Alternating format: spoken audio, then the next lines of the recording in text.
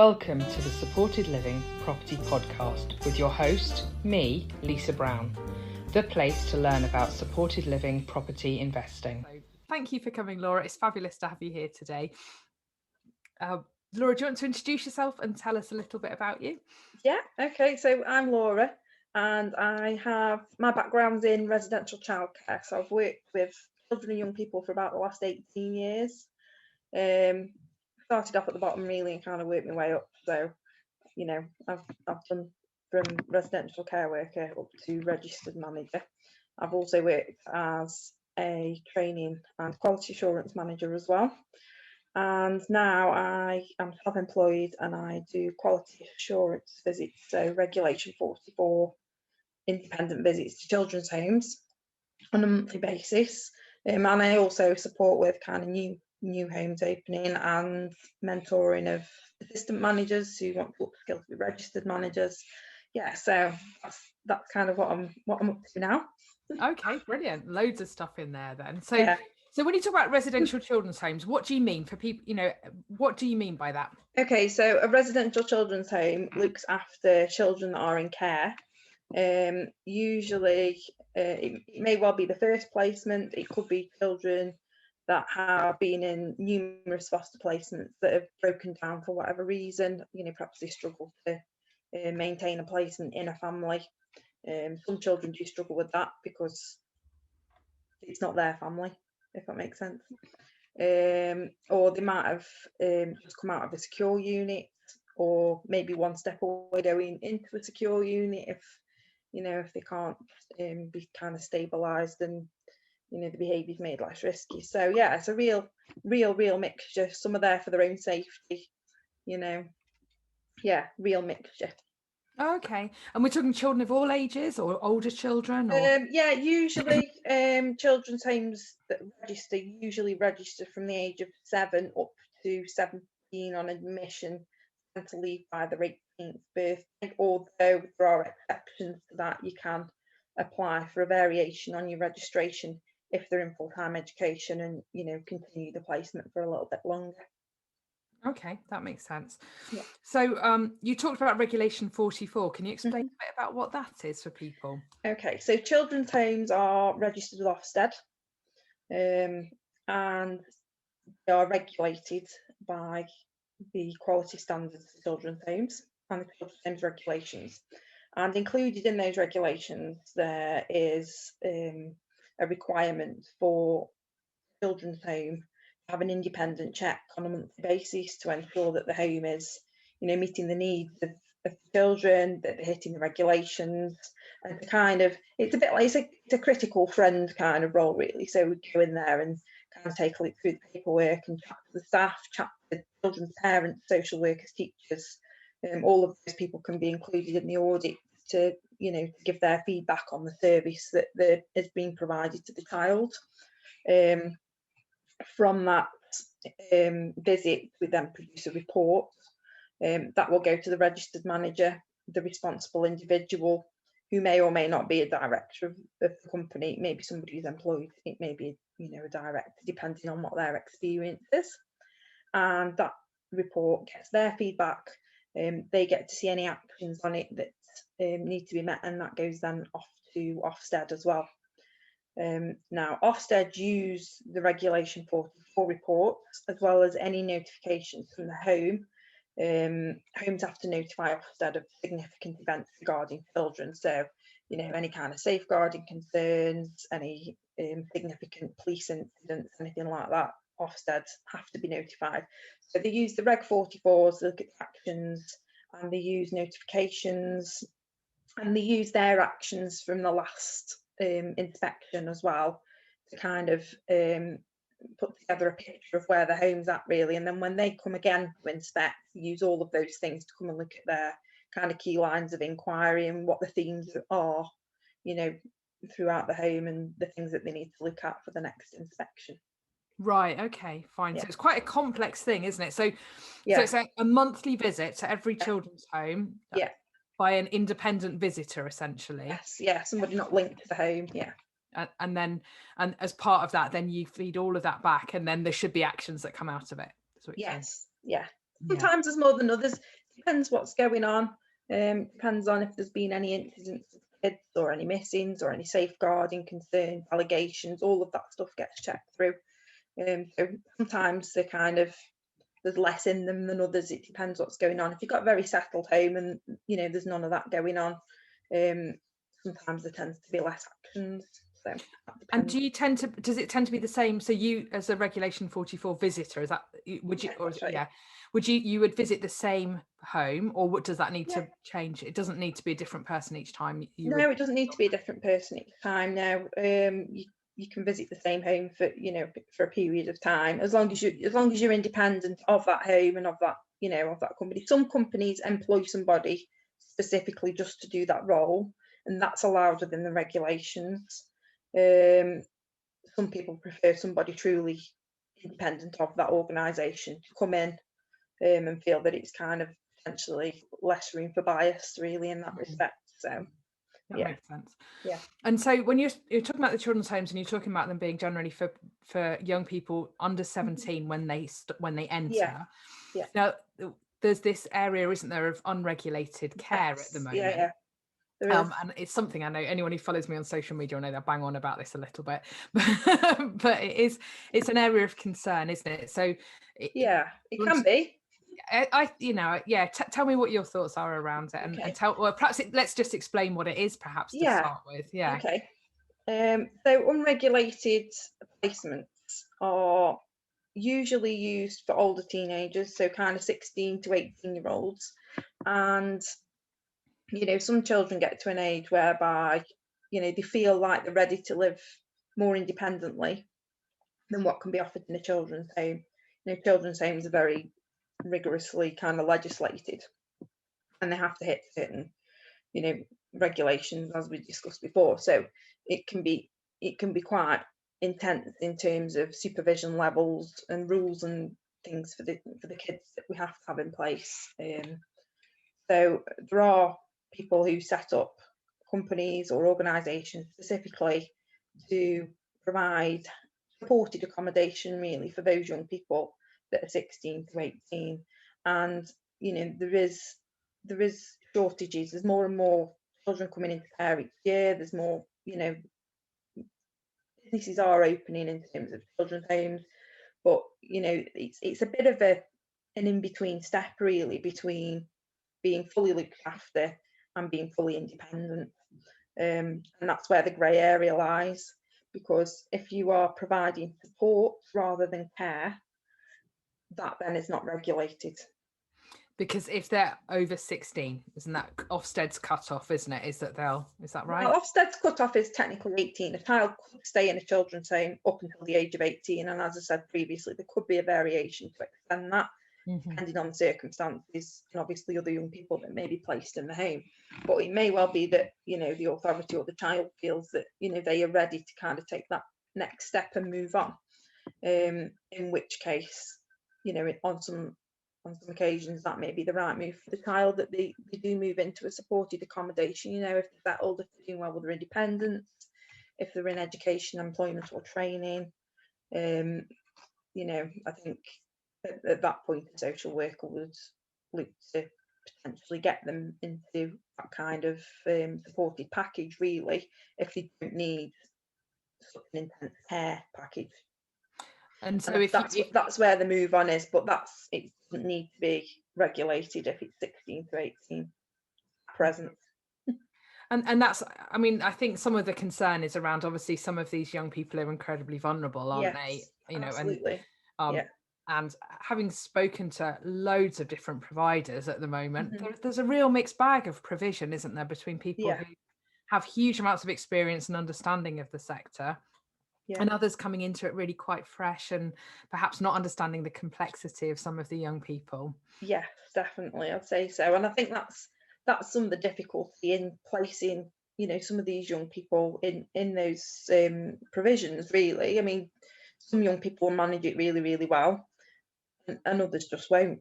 And it's looking at and understanding the history of that young person, and maybe if they've got attachment issues or mental health issues or any other things that may make them vulnerable. I mean, to be young at that age and living in a place of your own, I would suggest would make a child pretty vulnerable anyway. Yeah.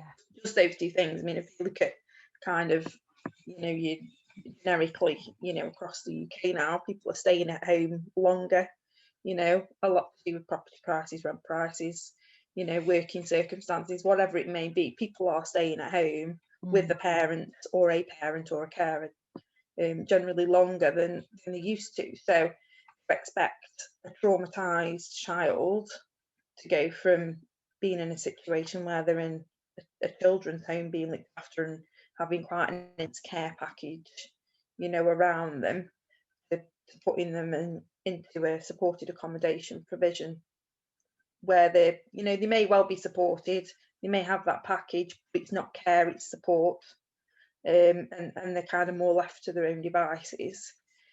I think for a lot of children it's sink or swim really at that point, I would suggest, and I think that's why Ofsted have, don't like children really being put in unregulated placements, but authorities are left in a position where that's the in-between thing, that's the stopgap, and they need those placements and they use those placements, and whatever anybody's thoughts are on them, not going anywhere, and they're there and they're being used, and children are being placed in them.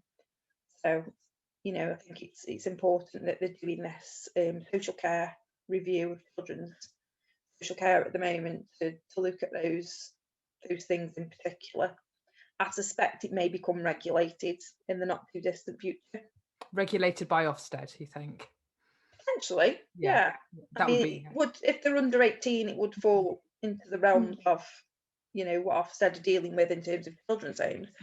So whether they would be looking after that sector as well, it would make sense for that to happen, I guess.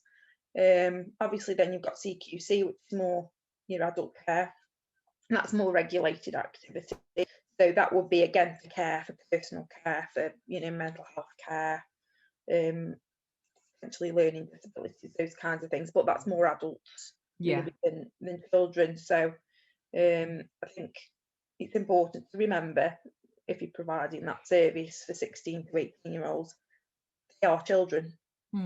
So I think it's important to provide a good quality of service. And you know what, there's a lot of fantastic providers of that service out there who would like it to be regulated. So absolutely, I think there's a lot who are calling for regulation, aren't there, to kind of be able to showcase how good the work and the service they're offering is. Absolutely. So I just think that's really important. I'd like it to be regulated. From when we're thinking from a property perspective, from looking at the children's homes, the actual building itself is registered by Ofsted as well, isn't it? So the Ofsted would register the building, and that's what's separate when we're looking at supported living for sort of 16 to 18-year-olds. But if you're thinking with your kind of provider hat on, I guess, here, Laura, thinking about the buildings and what kind of change, what needs to be different about a building in if it's to become a children's home, is it a standard family house or is there different adaptations? There are different adaptations. Predominantly now the seems to be a move away from what used to be the larger homes that tended to be more institutionalized. I'm going to say it, tends to be more so kind of family homes. The largest ones I've come across, over the last few years have been up to about 6 beds. Generally, most companies and organisations run somewhere between 2 and 4 beds for their children's homes, and they are just usually just a normal family home. And it depends what you're looking at providing. There are some specialist providers out there. There are some providers that look at providing, outdoor pursuits kind of placements. There are providers that are very rural.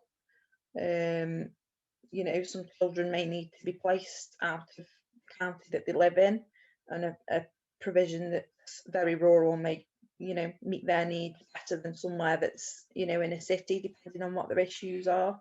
So that's actually children needing to be placed away from where they were originally. That's what you're saying. that can happen. Authorities again are steering away from moving children too far away from the area that they're from, but for some children it is, you know, it is needed, depending on, you know, what's going on with them and what the situation is. The circumstances are so different. You know, I live quite close to the Peak District, so there's, you know, there's a couple of companies fairly close by me who kind of do the outdoor pursuit stuff, and you know, it's a great area for all of that stuff. But then you've also got children that, you know, would thrive to be closer to where they're from, and that, you know, like to be on the main transport links, like to be close to the friends, like to be able to go easily to school or college, you know, and all of those things. Some children have got less restrictions on visiting the families than others, so, you know, some are placed closer to the families, some are placed further away if there are those restrictions. It really is, again, as individual as we as adults are, so are these children. So there's you know, there's a massive scope there for providers to actually look at who are they choosing to provide their service for, who's going to benefit from it, how are they going to benefit from it, and kind of having those conversations with the placing authorities really about, you know, what they need. You know, is there a shortage of something that they're missing? So there just isn't a one size fits all, basically, is what you're saying. It's many different types of areas. Some of the larger companies that have got lots of properties and, you know, lots of registered homes will have a bit of a mixture. So they might have some that are kind of more community based placements that maybe got 2 beds. They might have, you know, more rural placements. They might have an outdoor pursuits kind of team, work with children in that way. There's so much available. So when you're thinking from a property point of view, you're saying sort of up to 4 beds is kind of about average 3 or 4 beds at the moment. So a standard sort of 3 or 4 bed semi-detached or terraced house, sort of just a standard family home. And nothing specific within that adaptations wise, you know, that you're aware of that would need to be done. I mean, in the children's homes regulations, if you look at those and the kind of information in there that is for setting up a home, things like your health and safety are really important. So, you know, you have to be making sure that you've got all your correct kind of fire precautions in place. Your smoke alarms have to be wired in mains, you know, you can't just have the battery fitted ones, those kind of things. Ideally, if you're thinking of a larger home, you need to consider the use of the bathrooms. If you've got staff using the house as well, you know, sleeping in or whatever, then that's a consideration in terms of the way the house is set out and the way it works. Is the space for, you know, friends or family to visit, or, you know, have they got some room for meetings and things? You know, sometimes meetings happen often outside of the home, but if there's a space available in the house for that to happen and a child's in their own environment, you know, that can be quite a nice thing to have as well. But again, it depends on area, it depends on budget, you know, all of those things. There's a million and one considerations. I suppose where a lot of property investors will try and squeeze lots of extra bedrooms, you know, when they're doing a shared house, they'll make all the downstairs rooms extra bedrooms. I'm guessing really you need that communal space as well as the bedrooms, don't you, in a children's home? That's going to be important. Definitely, And then space. You're trying to replicate a family environment. That's not to say that you know, you can always achieve that ideal. Some children can be quite resistant to it, but you know, what they're resistant to and what they need are two very different things. So we do try to replicate a family type nurturing kind of environment for them, really. So communal areas are really important, but again, they do need their own space as well. So of course. And then staff, there needs to be space for staff to sleep in as well, wouldn't there, I guess, as well. So that makes sense. Some homes have ensuite facilities for the staff. Some will have a separate kind of toilet that the staff will use. In some homes, everything's a shared facility, so you know, the staff will use the same bathrooms as the kids or whatever. But again, it depends. That's more kind of usable in a in a smaller home really. So if you've only got 1 or 2 children in there, that's not such a problem for staff to be sharing those facilities. But if you're looking at kind of 4 or 6, then obviously you're going to need more bedrooms, you're going to need more bathrooms. Of course. And what other factors would influence a provider kind of choosing a property, other than the actual property size? We have to do a safe area report for our homes that goes to OFSTED as well. So we look at the area, we may liaise with the local police, we look at things like crime rates, we look at what particular crimes are more prevalent in a particular area. So that then is used on the impact assessment for young people as well, on the referrals. So if you've got an area with kind of quite high CSE concerns. What do you mean by CSE? Sorry, child sexual exploitation. Thank you. Yeah, so if you've got an area with those kind of concerns, then it might not be wise to be taking children and young people who have those kind of issues in that area. Of course. So it's just about looking at what the issues are in the area. If you've got a lot of gang crime, it might not be advisable to put a teenage boy in there who's got a lot of kind of gang involvement or criminal kind of exploitation issues, really. So it really is about being aware of what's on your doorstep in terms of facilities, how easy they are to get to, what kind of young people you're looking at taking, what kind of issues that they might have, and how that's going to be impacted on by the community that they're living in as well. Wonderful. Thank you. That was really helpful. I think that's really helped people to understand a little bit more about children's homes, how we'd select properties, and some of the issues around it particularly as well. Neighbours can be an issue. Of course. Obviously you don't want to be going into huge areas of deprivation with very high crime rates for your children, ideally, although property tends to be cheaper in those areas. So it does happen, because cost can be a massive implication for providers. They're setting up as a business. Yes, they want to provide good care, but at the end of the day they're a business as well. So property can be cheaper in those areas, but that doesn't necessarily mean that that's the best place to be setting up. No. In much more affluent areas, they can be, in some places, with some people, again, everybody's different, of an air of ignorance, and they might feel that they don't want it in their backyard. So again, that can bring its own issues, but it's just about kind of communication really with people and helping them to understand that it's not necessarily all going to be a bad thing for their house and their area, really, and that these children need somewhere to live. That's the bottom line, isn't it? They're very vulnerable children, who need good quality homes to be in, really, don't they? Yeah, absolutely. Laura, thank you. That was really helpful. Thanks ever so much. Welcome. Thank you. Bye. Bye-bye.